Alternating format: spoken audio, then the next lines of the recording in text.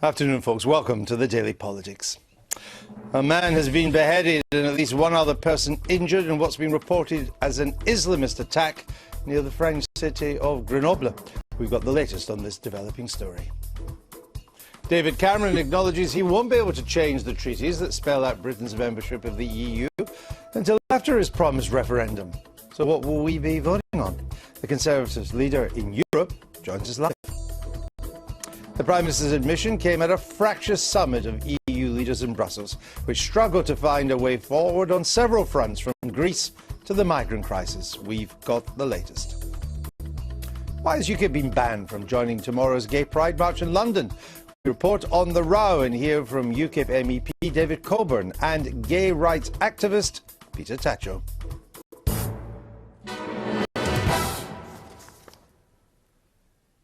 So all that's in the next hour. With us for the duration, French journalist and broadcaster Agnes Poiré, fresh from her successful appearance on This Week last night on BBC One. She grabbed a few hours sleep, like me. And Rachel Sylvester, who writes for The Times. Welcome to you both. First, a man has been beheaded and at least one other person injured in a suspected Islamist attack on a French factory near the French city of Grenoble. It's in the country's southeast. Several small explosive devices were also set off at the factory. In the last few minutes, the French President, François Hollande, said that the incident does bear all the hallmarks of a terrorist attack. He confirmed that the decapitated body had inscriptions written on it. Let's get the latest now from our security correspondent, Gordon Correa. Gordon, what brings us up to date? What do we know? Well, the latest is what we've heard from François Hollande, that this attack took place a couple of hours ago. One, possibly two attackers targeting this gas industrial plant. One body, a decapitated head, found on railings with Arabic inscriptions on it. It seems as if the attacker or attackers may have tried to blow up the gas industrial plant but not succeeded, but there were some small explosions which led to some others being injured. Now, one person has been arrested. They're not talking at the moment, but all the signs are that this looks like an attack which might have been at least inspired by the group's so-called Islamic State. But we're still waiting for more details on that, but it will be disturbing for France after really a series of incidents. Of course, that shooting at the Charlie Hebdo magazine, but also after that there were someone arrested who was planning supposedly to attack churches. So France really has been on edge. They passed new surveillance laws in the last week to try and deal with this threat, and this will be another worrying sign of what the country and also to some extent the whole of Europe faces at the moment. We're getting reports that the boss of this company is a Shia Iranian, and of course the IS is a Sunni Islamist movement. We don't know if that's relevant or not. Do we know if this incident is essentially over, or is it still ongoing on the site? Well, what's not clear, and François Hollande was saying this, was that it wasn't clear whether there was another attacker with the one who's been arrested. And I think that is the key that they'll be trying to establish now, because if there is another attacker out there, there will be a manhunt going on. They'll be worried about potentially follow-on attacks that could take place. So I think that is a concern. But that issue of who owned the gas plant, I think this is an unusual place to target. And I think what's not really clear, it's not like a Charlie Hebdo where there was clearly this link to the magazine, nor is it a tourist site or a train station. It's an unusual place to target, an industrial plant in a relatively rural area or outside of the city at least. So I think trying to establish the exact motive and why this place was targeted will be also quite important to the authorities, as well as working out who was behind it. There are suggestions that the one person who's been detained may be someone who was already known to the authorities as well. Gordon, thank you very much for that. I know you're across the story, and we'll come back if there are any developments in the next hour while we're on air. It's becoming a regular occurrence in France, isn't it now? Well, in France, in Europe, you know, Spain, London, Madrid. Yes, but there's more, and of course London is vulnerable too, and we've had our attacks, and we've also stymied a number of attacks as well. But it does seem to be, the epicenter would seem to be France. Yeah. And a few weeks ago, you remember that we learned that we, by chance, foiled an attack on churches. It's only because the attacker, who was on his way to Villejuif to attack two churches that had been, targeted and carefully identified, had somehow managed to shoot himself in the leg. That's how. So you know, France has been on high alert since January. Manuel Valls, the Prime Minister, an hour ago said we want an enhanced vigilance. We don't know what words to use. No, I know, because after Charlie Hebdo, of course, everyone had enhanced vigilance. People may find it surprising in Grenoble, but I think I'm right. There were a number of smaller terrorists, smaller compared to Charlie Hebdo, incidents in a number of French towns around Christmas time. And I think Grenoble was the scene of one of them. I just try to remember, there were a number of scenes where Islamists drove cars into shopping malls and people were either killed or injured. So it's not necessarily surprising that something like this should happen in a town that people from the outside wouldn't think, well, that's not a place where you'll find terrorism. And also, it looks rather obvious that the aim of the attackers was to actually blow the whole factory. So imagine a gas plant, you know, they obviously failed, but it would have been a major catastrophe for the region. Imagine a whole, you know, gas plant exploding, but you know, they only managed to trigger a few explosions. But this is the nature of that, you know, radical Islam terrorism, is that they are ordered to attack, and the unpredictability of the attacks is exactly what they're aiming at. We're just getting some news from the company that owns this facility, saying that the site is secure and that they're working to take care of their employees with the emergency services. It's surprising in a way that we haven't seen more of this sort of thing in Britain, isn't it? Well, as Agnes says, it's the unpredictability. Nobody knows when this is going to happen. When or where. Or where. And that's, I think, what's frightening and what gives the terrorists their sort of emotional edge, if you like. There's the asymmetric nature of the thing, that it could pop up from anywhere. But it's also, I think, although the French authorities are talking about clampdowns, increased vigilance, you do realise this is also a sort of battle of ideas. So we can have all the sort of anti-terrorist measures that we like, and we've had our own, the French have had theirs, other countries. But actually this, in the end, there's an ideology which has to be taken on and confronted, both within the Muslim community and by others. There's now a gendarme outside every synagogue in France now. Not gendarmes precisely, but armed soldiers. Yes, soldiers. They used soldiers. Yeah, and that's, you know, if you just have to walk in the streets of Paris, and it is a very strange atmosphere because it's not the police, it is the army. Yeah, you see them with the automatic rifles. Oh yes, absolutely, and you know, sometimes 3 or 4 of them, and there are thousands of Jewish centres, schools, etc. Okay. Right, as I say, if we get any more to report, we will do so.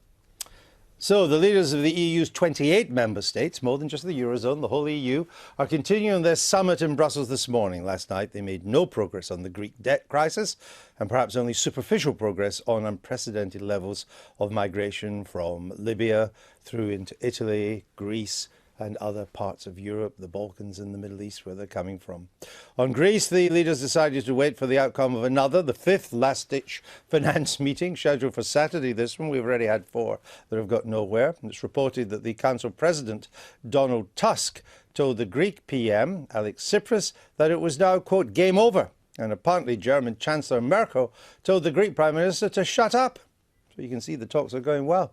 But it was the Mediterranean migrant crisis which really divided the leaders. The leaders couldn't talk about Greece because the technical work, then the financial minister's work hadn't been done, but they could talk about the migrant crisis. There was a proposal from the European Commission to force EU countries to take a greater share of asylum seekers arriving in the EU, essentially to divvy them up among the countries. It may seem sensible to some, but it was rejected. But the resettlement target was set at 60,000. That prompted the Italian Prime Minister Matteo Renzi, whose country, of course, together with Greece, is the main landing point for tens of thousands of migrants coming from the southern shores of the Mediterranean, to berate the other leaders. He's reported as saying, quote, "If this is your idea of Europe, you can keep it. Either there's solidarity or we're wasting time. If you want a voluntary agreement, you can cancel the whole thing. We'll do it by ourselves." Tough times for Europe. Yeah, and you know, Italy has been bearing the burden, and quite admirably so. At a time when its own economy has been in recession for year after year after year. And there were elections a few weeks ago in Italy, and the heads of the regions, the richest regions in Italy, in the northern region, said to Rome and to Matteo Renzi, we're not taking more of your migrants anymore. And when you look at the figures, they actually have the lowest percentage. So Matteo Renzi has a problem on his hand. We should be helping him, really. It's quite interesting that Mr. Renzi has gone that far. Mr. Renzi was the young, reforming mayor of Florence. Many people spoke to him as a kind of Italian Tony Blair. He was brought in to be the Prime Minister as a moderate centre-left reformer, passionately pro-European. He clearly feels badly let down that there is, I mean, because what is the purpose of the EU if they cannot say, right, we can't take everybody, but let's think of a number and then let's divide who's going to have them, probably on the basis of population or per capita income. The wealthier take the most. Well, what you're seeing on all these different issues, it's the clash of domestic politics versus the kind of EU politics, and the idealism, if you like, of the shared responsibility, whether it's on debt or finances or migration, then comes up against these domestic national parliaments and national populations which aren't going to accept what the EU ideal demands. But it's not surprising in a sense that politicians are reluctant. They may be wrong to be reluctant when you look at the state, particularly of the Eurozone economies. Let's take Italy, where most of them are arriving. The unemployment rate among young Italians is 45%. The general unemployment rate in Italy is about 12 or 13. In France, the unemployment rate among Algerians and those of North African extraction is over 40%. In Italy, among young people, in Spain, it's 60%. So you can see why people say we can't even get jobs for our own young people. But when you look at reports from the UN says Europe can absorb 1 million migrants, and we're talking about 60,000. So, and of course, if you look at the broader picture, it's a market of 500 million, people. But it's a market that cannot create jobs for those who are here already. And the highest level of unemployment, particularly in your country, are among those who have most recently arrived. That's where the unemployment rate among French people, young French people in general, is about 20%, but it's double that among those from North Africa. Well, I think this calls for, an harmonization of perhaps the asylum system, because some, Britain has a more generous system than other countries. But is that really? I would suggest the reason they're coming here, they want to come. One, English is important. If they speak another language, it's probably English. But the other reason they're coming here is that there are jobs here. No, of course, but so are there in Germany. But they are going to Germany too. And they go also to Scandinavia. I mean, Britain is not the only country they want to go to. No. Because, here there's a distorted vision of Britain being this besieged island. No, but migrants want to go where they can find a job. Obviously, the labour market is quite dynamic in Britain, and so it is in other countries. But I think it's through talk that will get somewhere on these migrant issues, not to leave the Greeks and the Italians to deal with them. I mean, they want to come here, I think, because they know about Britain, they know about England, they know about London. But they also know, because they're out to work. I mean, a lot of them are quite skilled people. They want to get on. They know that you can get a job here. I mean, they won't know, but it's part of it, is that London has created more jobs for French people in the past 5 years than France has created for French people. I went to Calais a couple of months ago, actually, and talking to the migrants who are wanting to come over is entirely, almost everyone was for work. They thought there were fewer regulations here. It was easier for migrants to get jobs, no ID cards. So in a way, it's the sort of liberalisation of the labour market which makes it more attractive to them. But obviously that's then the thing which is causing problems politically for David Cameron. It's going to be a running story throughout this summer. Given that the summit of EU leaders was taken up almost entirely by the twin issues of Greece and the Mediterranean migrant crisis, David Cameron was perhaps lucky to get any time to set out his case for renegotiation of Britain's membership with the EU. You could just see all the leaders there really saying, have you got to do this? But the Prime Minister was given a short slot between courses at dinner last night. Number 10 sources said his speech lasted for about 10 minutes. Others reported that he spoke for only 6. Well, maybe he was a quick talker. No other leader spoke on the subject, while the President of the European Council said simply that technical discussions could now take place. So what is David Cameron hoping to achieve? Well, first and foremost, he wants an opt-out on the core aim of ever closer union. That's in the original Treaty of Rome, which we signed up to when we joined what was then the common market.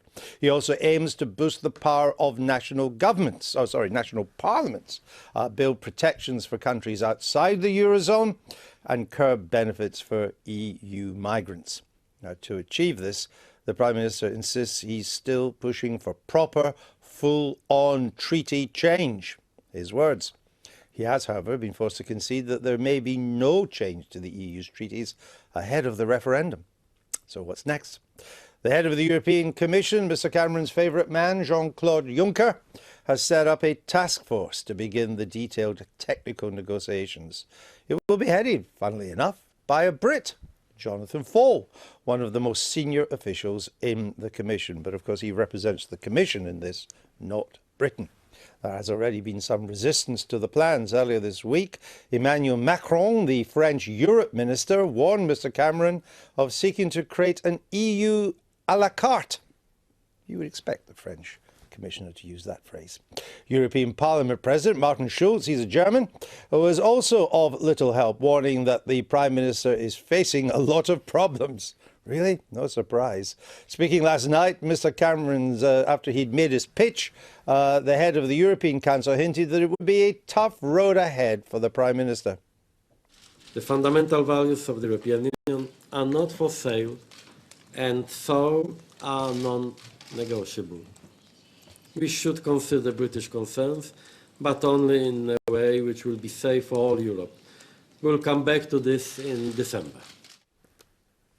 You can just see the enthusiasm from that very clip there. They can't wait to get started. Let's talk now to Ryan Heath, he's senior correspondent at Political Europe. It's a new kid on the block, Political Europe, that is, I mean. It's a new newspaper in Brussels, origins originally in Washington, D.C. Tell us, what happens now? Well, David Cameron is on a good wicket at the moment, I think. For once, he's turned up with a constructive attitude. He really actually did do his homework before this summit. So one of the reasons why the discussion was very short yesterday was that he'd had more detailed discussions with virtually all of the leaders before he turned up. And he's coming with a more positive agenda. So I think that they've landed in a fairly good spot, I'd have to say, Andrew, where now that they can shift the political spotlight away a little bit. They can move it into what they call technical talks. But of course, that's not going to sort of go silent over the next 6 months. It's actually going to ramp up all of the discussions. And I think that's necessary. Some of the leaders that Cameron did meet with and speak to were a little bit surprised that he didn't turn up with even 1 or 2 sheets of paper about what he was looking for. But what it's meant is that instead of getting bogged down in one detail or another, people have been able to broadly rally around the sorts of things he's trying to do. And while there is still a debate about whether you call it treaty change, whether you call it something like treaty change, or whether it's Cameron dressing up merely a cosmetic change, at least people are roughly on the same page at the moment. But do we have a clear idea now of what he wants? Could we sit down and draw up a list of his demands? Other than vague demands like we don't want to be part of ever closer union? Well, I think they fall into 4 categories. The first one is around those sovereignty issues. So we want to recognize there's a multi-speed Europe in reality, there's a multi-currency Europe in reality, so let's put that down in writing instead of pretending that we're all just going to be one permanently happy and ever closer family. So that was only ever in the preamble of the treaty, so it's easier to change than sort of chucking out a whole section of the treaty, but still you have to actually work with the treaty text. Then there's obviously the migration and the welfare access issues. That's really not a treaty issue. Then there's competitiveness. Again, that's really not a treaty issue.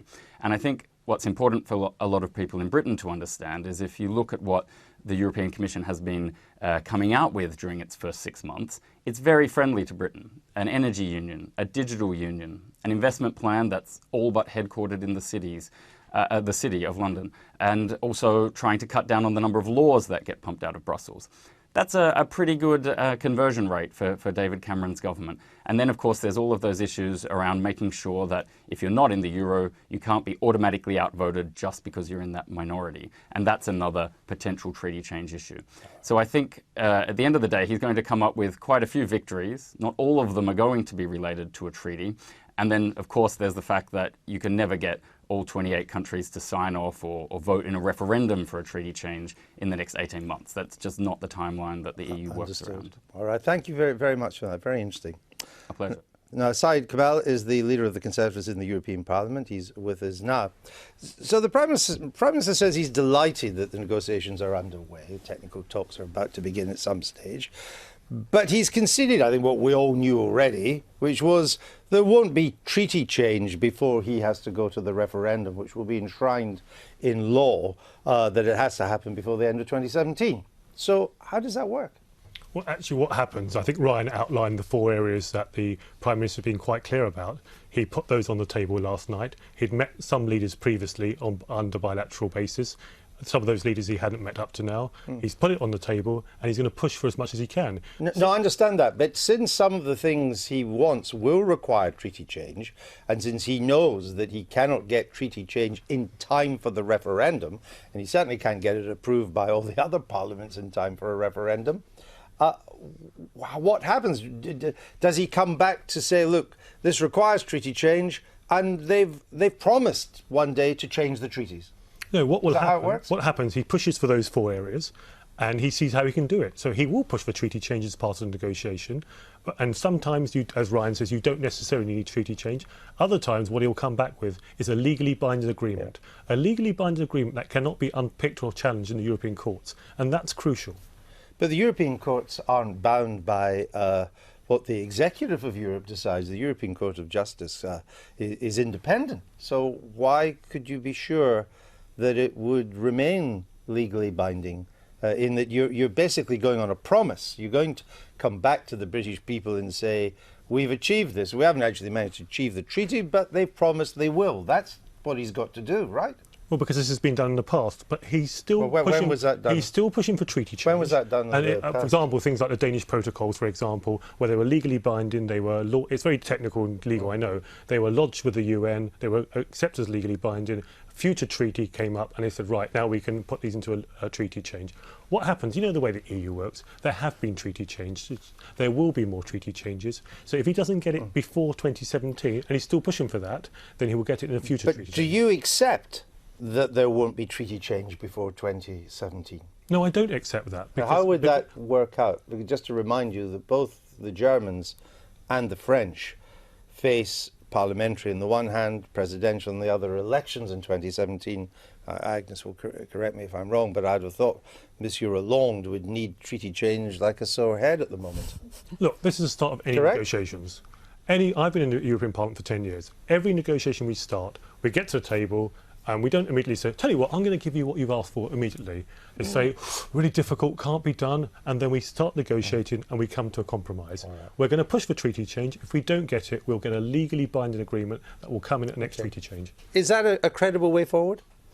Look, I'm not sure we know, as you rightly said, we still don't know what this negotiation is about. We know the general principle, we want reform. Every one of us want reform in our private lives, in the institution. We want all to improve. We absolutely agree on this. I mean, you know, in Europe, like in Britain, we don't know what David Cameron goes on about. I think what happened is that instead of confronting the Eurosceptics in his party from the beginning, he just tied himself up. I mean, you know, and he wish he wasn't where he is at the moment. So, but I mean, we do understand that on the continent there's a lot of goodwill actually towards David Cameron. A lot of, and you heard the noises yesterday evening. Yes, we all agree with David. David is doing a great job. Not sure they went as far as saying we all agree with David. The Maltese Prime Minister. You would like to think they did. But and basically they all want him to not to lose face, to go back to Britain and to say, I've managed to get this and this and this, even if it doesn't really mean much. I mean, this began as a way of managing his party. And it's not unprecedented. Harold Wilson had to do exactly the same in 1974 into the referendum in 75 because his party was hopelessly split on Europe as well. Do you think when he lays his head on the pillow at night now that he's won an overall majority, the Prime Minister sometimes thinks, why did I ever go down this road? There's only one UKIP MP. The problem is he can't keep everyone happy. So if he does a sufficiently weak or, small-scale deal to keep the other European countries happy, he's going to absolutely infuriate the Conservative Eurosceptics. So if he gives the Tory rebels what they want, he's never going to get a deal through the other countries. So he's completely between a rock and a hard place. I don't see how he can possibly have a deal which keeps both sides on board. I mean, that's true, isn't it? I mean, the rock is Chancellor Merkel and the hard place are the Tory Eurosceptics. And never the twain shall meet. I mean, as I understand when I speak to people here, almost everything he's asking for is quite finely calibrated to make sure it passes the Merkel test. Whereas Exactly. what your Eurosceptics want is basically just a free trade area with none of the political obligations, and that's not even on the agenda. Look, what's important... Is that right? No, what's important at the end of the day is how the British people vote. I understand that, but it actually goes, when goes to the referendum. politicians answer a question that I ask by saying what's important, 99% of the time it means you're not going to answer it. So could you just answer the point that I've made, that there's an insatiable part of your party that he cannot satisfy? That's quite true. I mean, there are people in my party who will vote to stay in whatever happens. There are people in my party who would vote to leave whatever happens. But the great majority of us are waiting to see what the deal is when David Cameron comes back. And what matters at the end of the day is how the British people see that. It doesn't matter whether it's treaty change or legally binding.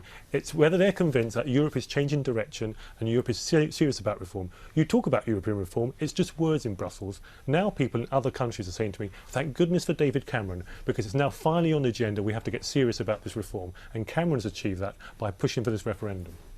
All right, but you're making other plans. You're going to run for the Tory candidacy of the Mayor of London.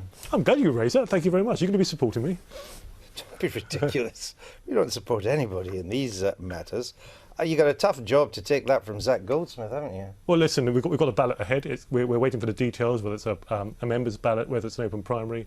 But lots of people have been urging me to run, both party members and people outside the party. When you say lots, how many? Loads of people. I mean, people are emailing me all the time, ringing me and saying, look, Syed, you've got to go for it. You've got to... I don't count these things.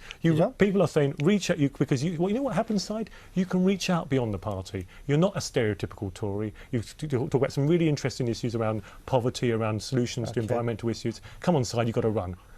All right. I'm going to. OK, let's give you a bit of practice. One simple question. Right. Should Heathrow have a third runway or not? I've got real concerns about a third runway at Heathrow. I've been quite clear about that. My problem with Heathrow is that every time it expands, they tell you that's it. When they built Terminal 4, they said no more. And Terminal 5 came along. They said Terminal 5, no more. Now they ask for a third runway. I want Heathrow to be honest and say, how are they going to meet the long-term passenger traffic for the future? Right. When I ask that question, I'm told, wait until the Davis Commission. So when the Davis Commission reports, then I'll make my decision.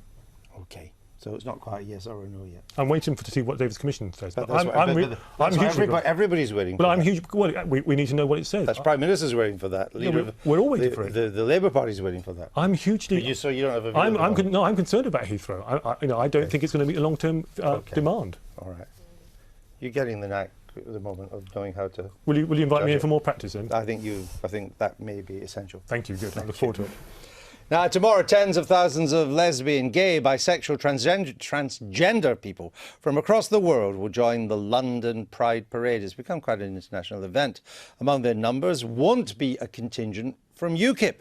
The organisers say the party cannot join for safety reasons. UKIP says they're being discriminated against on political grounds. Ellie has been finding out more.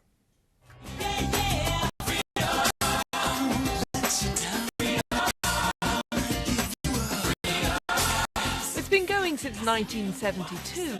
This year's London Pride Parade is expected to welcome around 30,000 people. More than 250 groups will take part, ranging from rugby players, bikers and angels, but not people from UKIP. Not officially, at least. The UKIP LGBT group have been told they can't be part of the official parade, but they're planning to come anyway. We do this for an out, brackets of Europe and proud. And And yes, those are socialist workers' placards, being thoughtfully rebranded after last week's austerity march. UKIP has an image problem. We're perceived as homophobic and racist and sexist and all of that. Or I can say, hand on heart, we're not that. And I have not experienced that in my 2 or 3 years as UKIP. The idea of Pride should be about advancing and supporting LGBT rights and inclusion. That's what it was when it started. It's rather hypocritical and ironic and flies in the face of what Pride stands for to say to us that you're not coming because of your safety, not in theory because of our policies or politics, because we can't guarantee your safety. Surely this is what Pride's about, is standing up and being counted. But others in the parade say UKIP should be banned, precisely because of their politics. Pride is about equality, Pride is about respect. Pride is about people who traditionally didn't get equality or respect from society, and those rights were hard fought for. And it was the kind of people from UKIP who were up at the front resisting the progress to achieving those rights. So I don't have any problem with them not being there. I won't be shedding a tear for them. Maybe they ought to think about how to treat people with respect, and then they can come and party with us. UKIP say the decision to leave them out in the cold is part of a left-wing conspiracy. Worth noting then that the man in charge of the parade was, until recently, the head of broadcasting for David Cameron. I thought the whole point of Pride was to celebrate people's diversity. So why are you leaving out UKIP? All of us believe in free speech, and all of us also know that the history of Pride is it started as a protest movement, and it started being the outsiders. So it's always good to try and bring more people into that fold.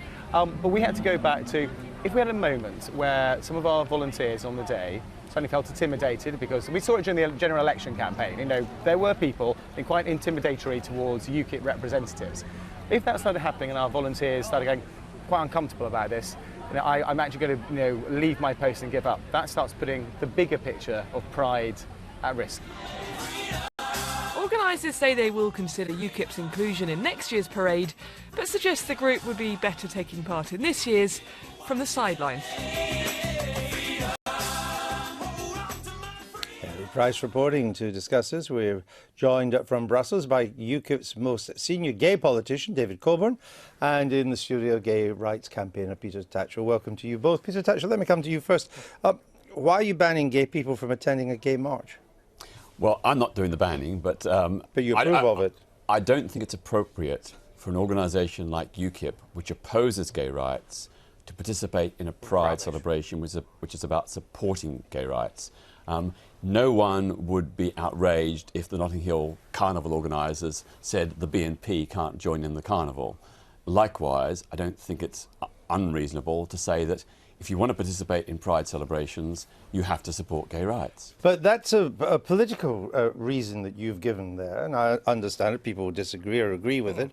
But that's not what the organisers of the Gay Pride March are saying. They're saying it's being banned on health and safety grounds. So what is it? Is it health and safety, or is it politics? Well, they're saying health and safety, and that's their argument. I don't accept that. There have been threats made against UKIP if they march, and I deplore those. I think it's very wrong that people who are being threatened should be excluded rather than the perpetrators are being arrested. But you would do it on political grounds? Yes, not because UKIP is a far-right party, it's simply because they don't support gay rights. At the last election, they don't have a single gay rights policy. Instead, they proposed weakening the equality laws to allow religious people to discriminate against us. So if they support discrimination, what right have they got to march in a parade that's against discrimination? Well, let me go straight to David Coburn and put that question to him. What's your answer? I've never heard so much twaddle all my life. Typical Mr. Tatchell. Well, I'm gay. I mean, you can't get more gay than me, and I'm the leader of UKIP Scotland. So that's a lot of rubbish for starters.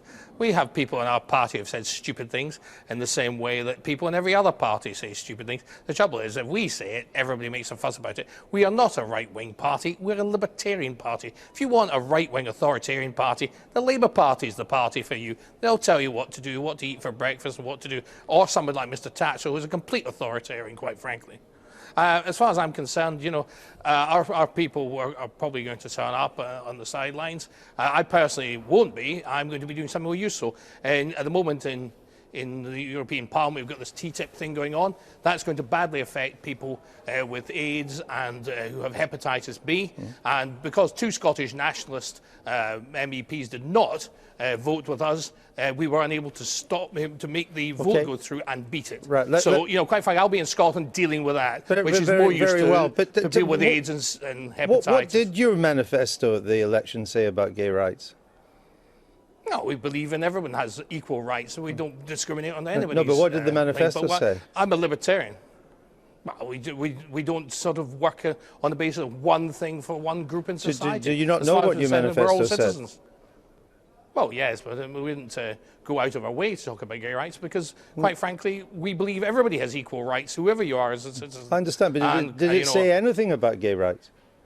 Not particularly, no. I don't think we said a tremendous amount about it because we were talking about all people. We don't exclude or include others. And we believe all people, all taxpayers, have the same rights. We don't believe in discrimination of any sort. I mean, David Coburn, Peter Tatchell, makes the point that he concedes that UKIP people in the past have said some controversial, and some may regard as stupid things.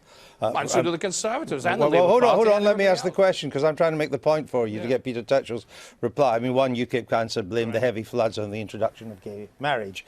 But when you look at Conservative councillors in the past, they've said some pretty, what would be regarded now as silly things as well. But you wouldn't stop the Conservative gay pride march now, would you?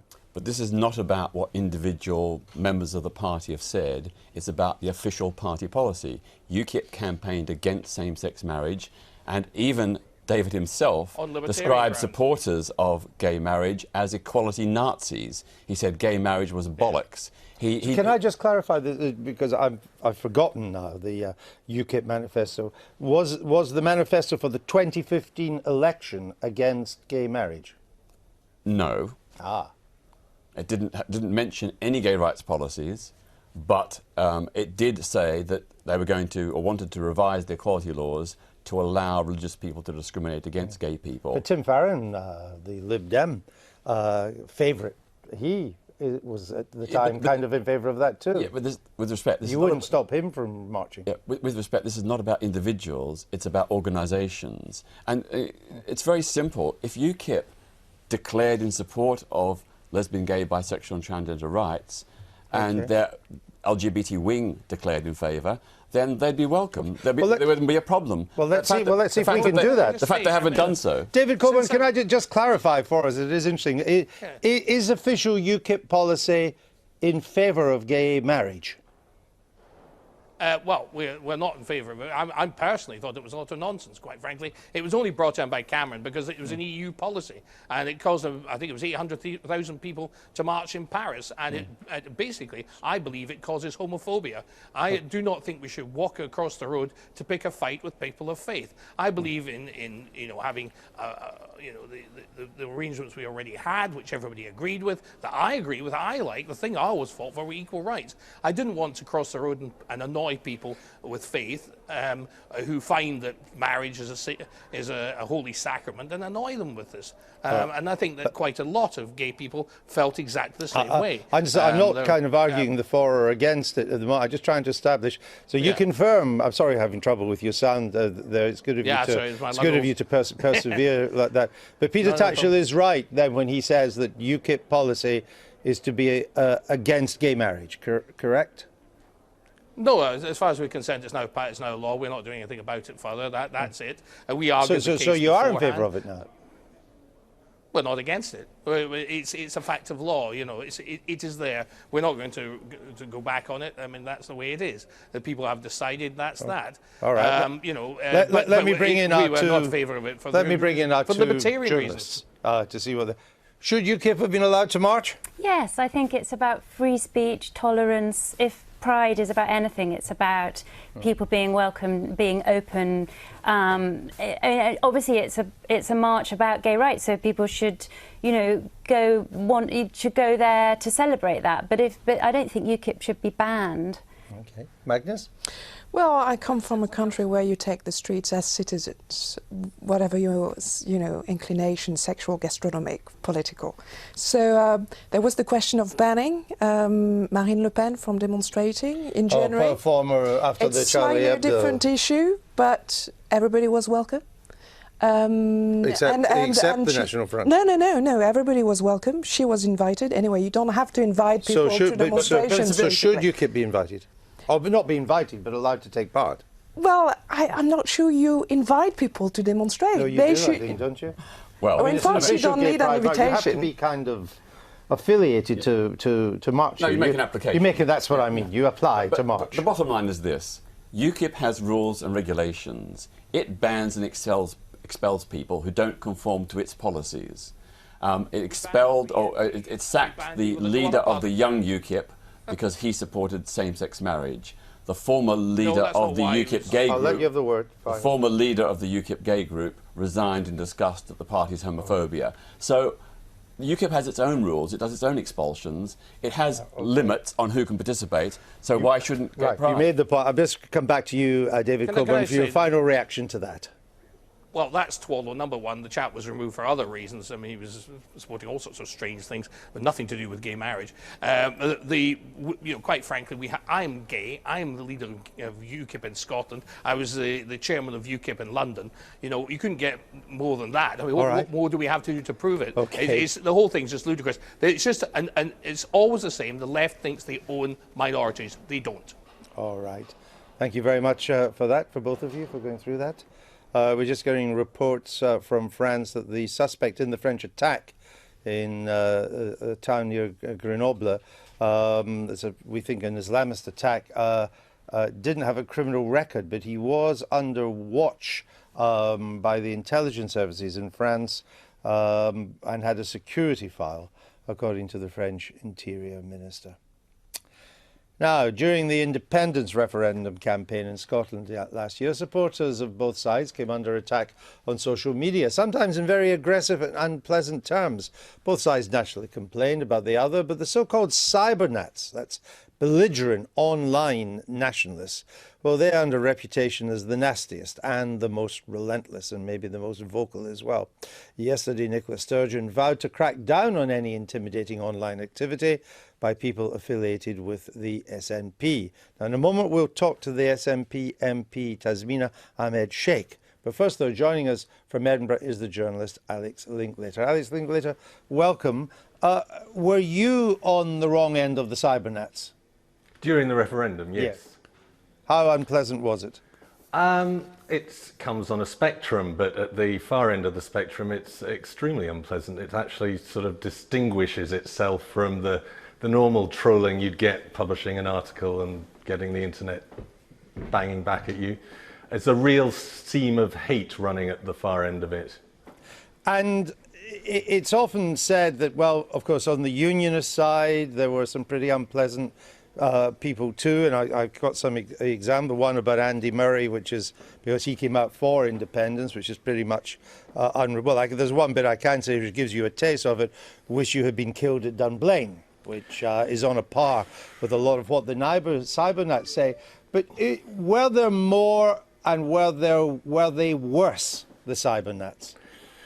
I don't know. You'd have to do a study like they do in America of a Republican abuse versus Democrat abuse. I would say it's not symmetrical, is what I'd say. I'd say there's a distinct characteristic to the cybernat abuse. I don't think there is as such the other side isn't a coherent ideological entity in the same way. So it's not quite comparable. In your view, did the Scottish nationalist establishment, the party establishment, Alex Salmond then, did they do enough to dissuade, to discourage, to distance themselves from the cybernats? No, I don't think they did then, but I think they are doing now, and I think what Nicola Sturgeon is saying is extremely important. Better late than never. All right. Well, I guess there's only one final point to put to you before we go to the Scottish nationalists is, I mean, I guess you're a commentator. We journalists can often be quite tough about people we criticise, take robust lines. I mean, don't we just need a thicker skin?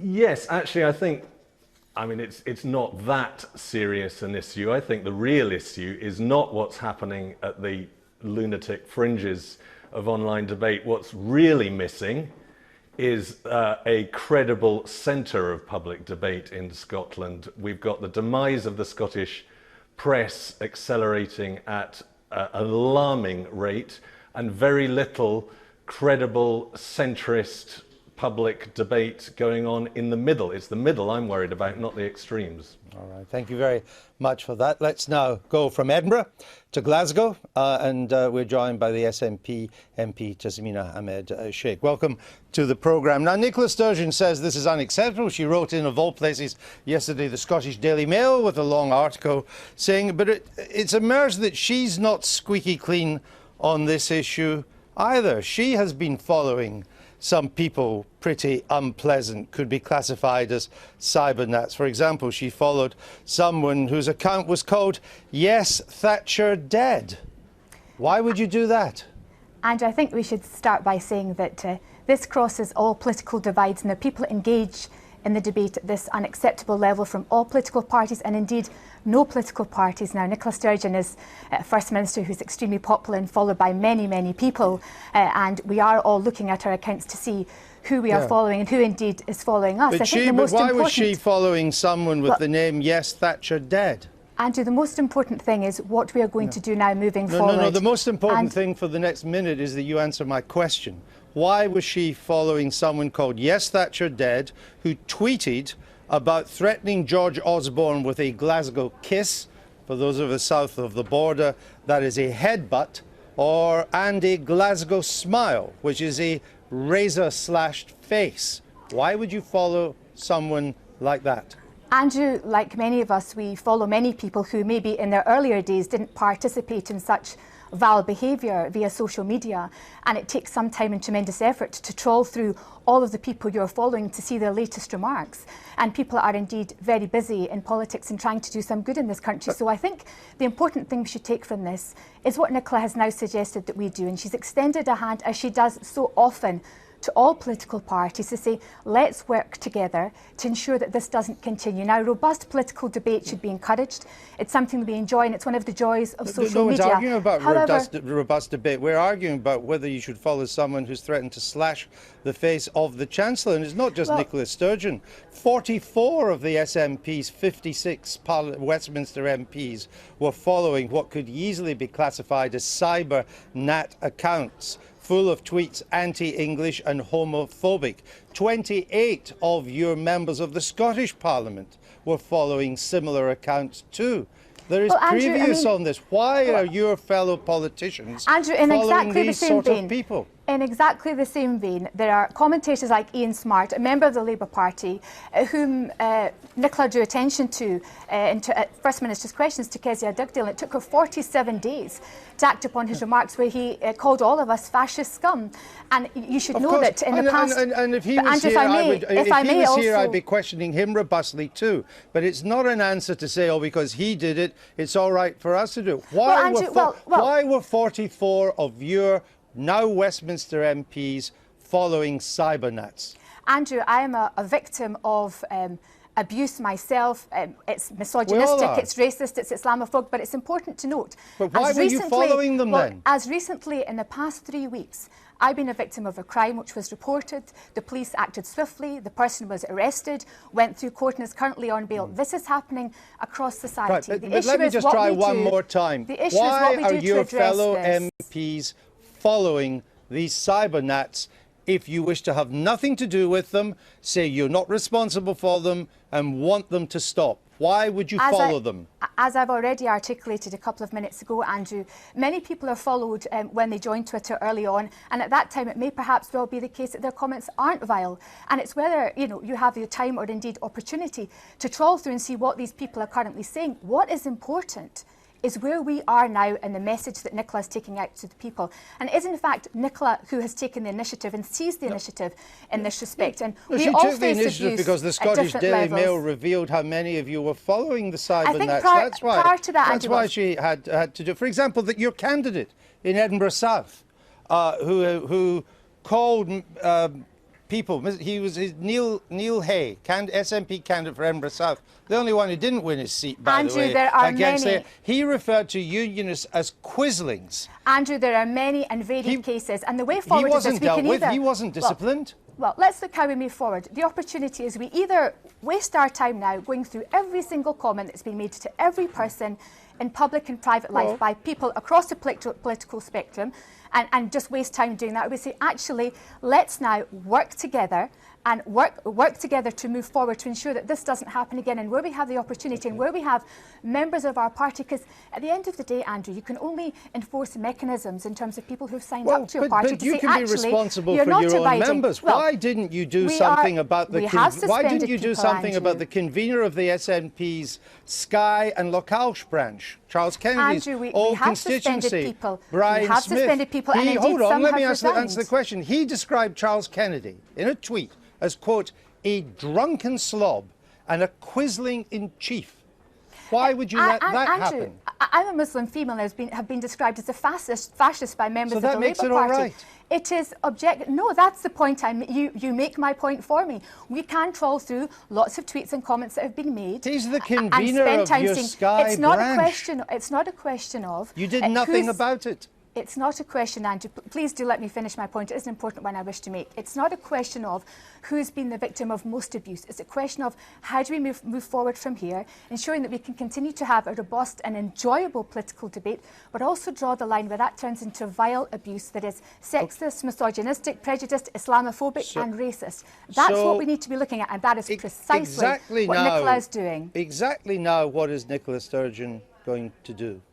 Well, as she's already commented upon, in fact, your previous contributor has said, indeed, has been commented upon in the House of Lords, that she has taken action to say where there are party members who are behaving in a manner that is clearly inappropriate, we will take action, and there have indeed been suspensions. The question is now, though, Andrew, will all the other political parties join us in doing the same thing? Because if we all do work together, we will finally be able to combat seriously unacceptable levels of behaviour in society. But it will only happen if we join together to do that. Okay, Tasmina Ahmed Sheikh, thank you very much for joining us from Glasgow there. Do you get this sort of thing in France, in French politics? Yes, but it seems to me, yeah, and I get, I find it rather funny, I get French bashing from British people who are unhappy. Really? Just you give me their names and addresses, and that will cease immediately. But I think there's something quite easy to resolve the case. People shouldn't be allowed to be anonymous on social networks. It is anonymity that makes them brave, isn't it? Yeah, well, exactly. And also who would have been shouting. And they need to show their face. And all these like cybernats and their unions, and that will be the end of it. Are anonymous. Of course. And you hold Twitter to account as well. If, you know, there's a famous case in France where I think the French government or the French justice got Twitter to reveal the identities of anti-Semitic Twitter. And we got there in the end. Is that the French word? Is it Twitter? Twitter. Well, if we respect the... I bet you that wasn't passed by the Académie Française. No, you know, I mean... To tweet is a lovely word in French, I should say it. It's gazouiller. Oh, that's much better. So I'm using it in French, but then they don't know what I'm talking about. You just have to tell me how to spell it. After were you convinced there that the Scottish nationalists are above all this and now doing the right thing? No, I think it is true that it's an issue that affects all the parties, and social media has sort of opened up this kind of can of worms that was kept private. But I think there has something happened in Scotland which is slightly different following the referendum, that almost as a political debate has turned into a sort of moral divide. People feel, you know, families are divided, friends are divided. People feel it's not just that they have a difference of opinion with the other side, but there's something wrong about other people having the opposite opinion. And that's quite dangerous. It goes beyond the Twitter debate, actually. Okay. Time now to take a look back at the political week in just 60 seconds. Here's our Giles. David Cameron has spent this week engaged in a strange wooing of European leaders, telling them it's not me but you that needs to change. But have they been listening? Rather more pressing at the EU summit was whether Greece was going to pay up and a deal to reallocate migrants arriving by boat in the Med. Meanwhile, those in Calais caused chaos as migrants took advantage of a strike and tried to jump aboard lorries heading for Britain. In the course of yesterday's disruption and since, Border Force and the French authorities have successfully identified and intercepted a significant number of would-be migrants. The Queen's finances were laid bare on Wednesday. The good news for her is she's getting a pay rise. The bad news, Buckingham Palace needs a bit of a tarting up, to the tune of £150 million. On Thursday, it was the end of the line for a £38 billion project to electrify railway lines between London, Sheffield, Manchester and Leeds, after the government shelved the programme, citing runaway costs. And of course, one of the most important events of the week was has just been happening. Too late to get into the roundup there, which is this event in the southeast of France, near the town of Grenoble, where a decapitated body has been found near a gas factory. The head had apparently Arabic slogans on it. The man who is thought to be responsible was carrying an Islamist flag. The president of France, Monsieur Hollande, has left the European summit in Brussels. He's gone back to France and he spoke to the country just in the past hour. This is what he had to say. They attacked this establishment and this factory using gas canisters. We have no doubt that the attack was to explode the building. The attack bears the hallmarks of a terrorist attack. A body was found, a decapitated body was found with inscription written on it. The President of France, they're clearly, obviously distressed by what's been happening. We're getting other reports that the suspected accomplices, it doesn't look like this was what they call a lone wolf attack, that there are other accomplices, suspected ones that are being held by the police, and the man arrested had been known to the security services since 2006, but surveillance stopped in 2008. He has no criminal record. He had been filed, the Interior Minister said, because of possible radicalization, and the French authorities think it has a link to the Salafist, the extreme hardline Islamist movement. And thereby hangs the problem for the intelligence services everywhere on both sides of the channel. Both the French and the British intelligence services are highly competent and professional. You can't follow everybody, even those that you may suspect. Yeah.